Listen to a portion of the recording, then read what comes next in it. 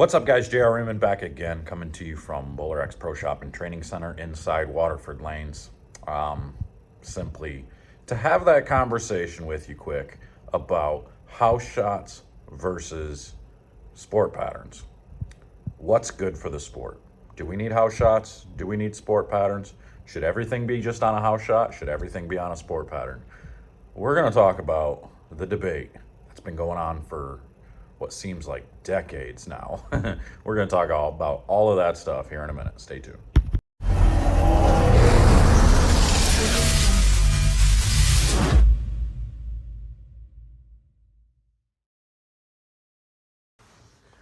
All right, so the conversation's been going on for quite a while, and I still see it to this day. People arguing about whether to, whether house shot bowling is good or, sport patterns are good.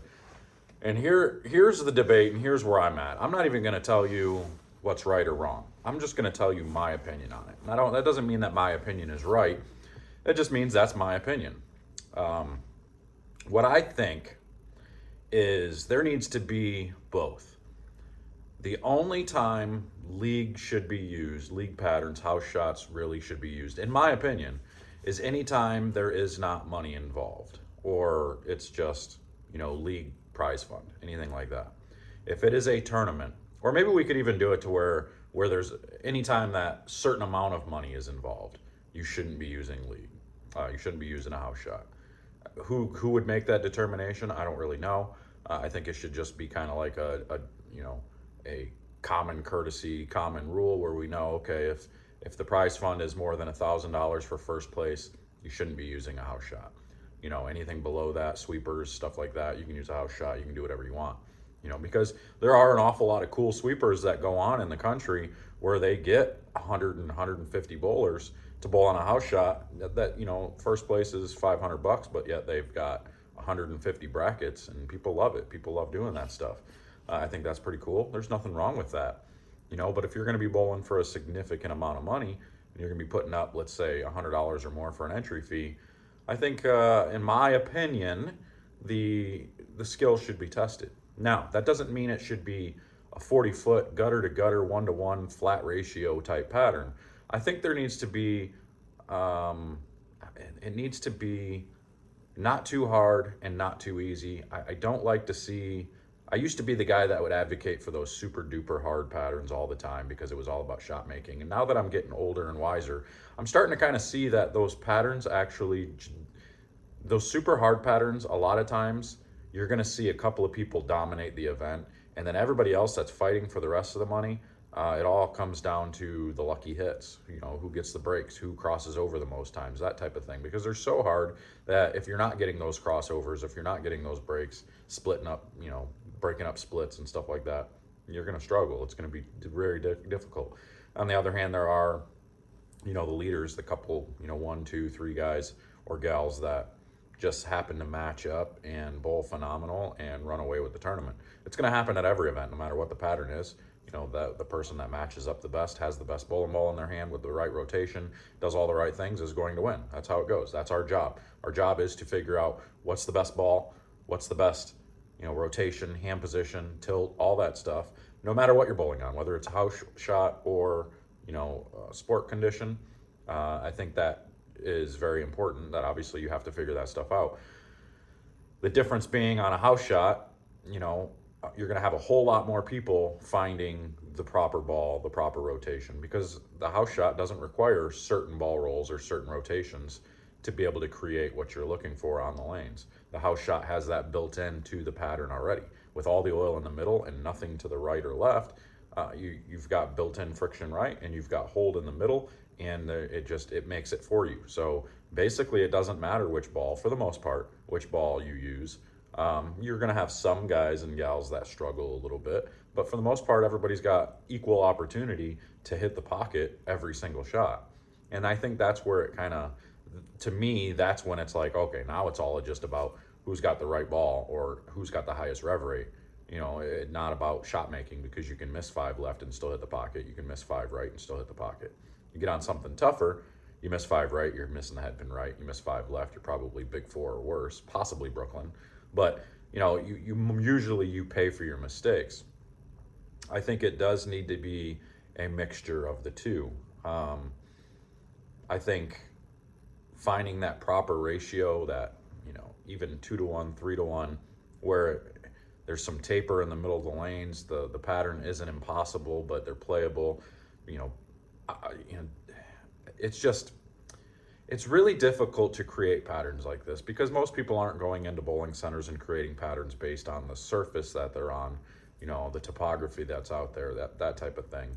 I know the PBA tries to do a pretty good job of that, like Bobby Jekyll when he's doing the Central Region stuff.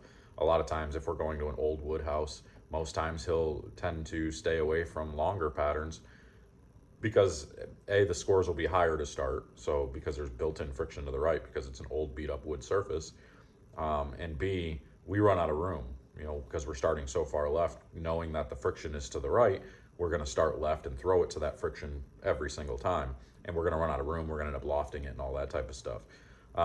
So usually we're using a shorter pattern or a medium to short pattern to force us to play further right to start because that's where the lanes are playable.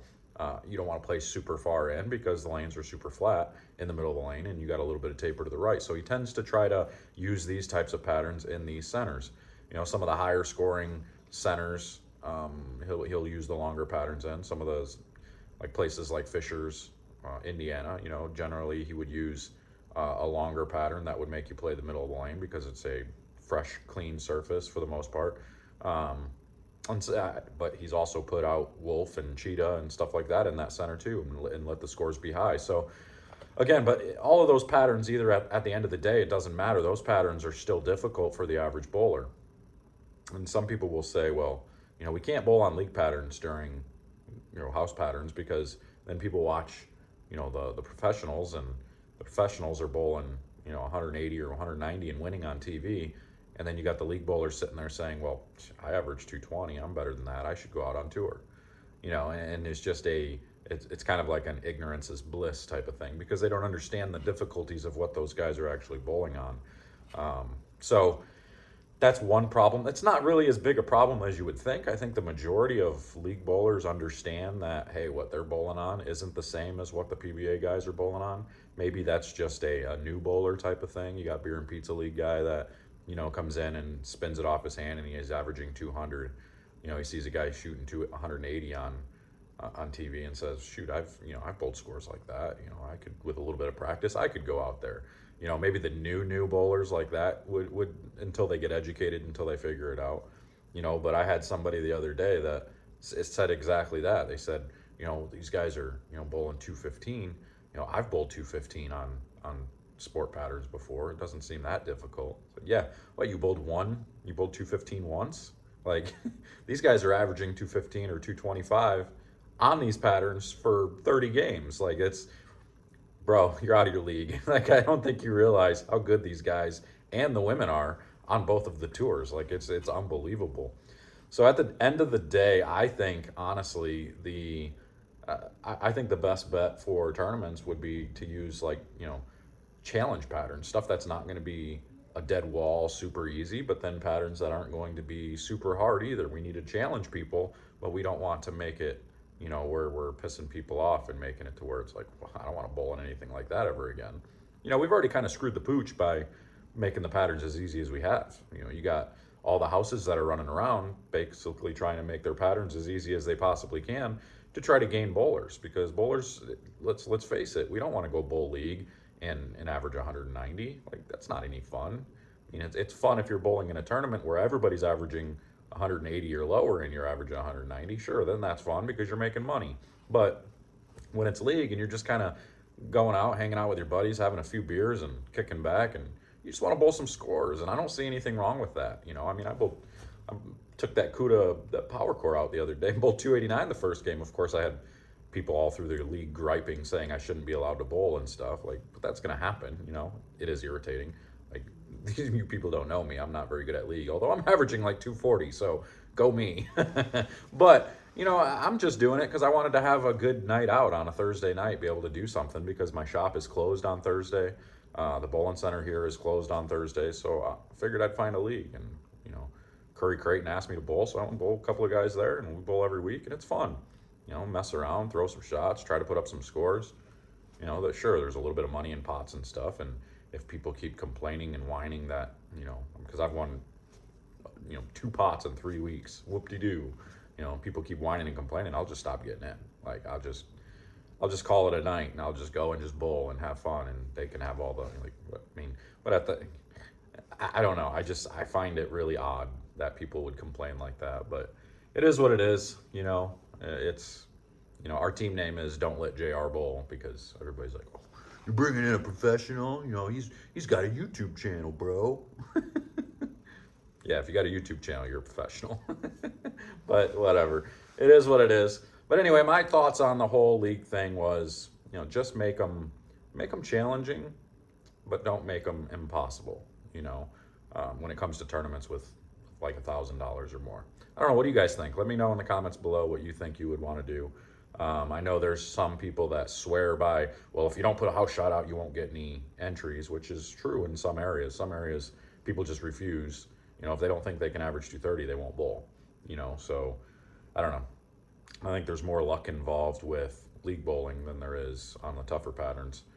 But you got to find that middle range to where, luck's not really involved. The bowlers who are making the best decisions and the best shots are winning, not the people who just happen to grab the right ball and spin it the right way, and now they're averaging, 240.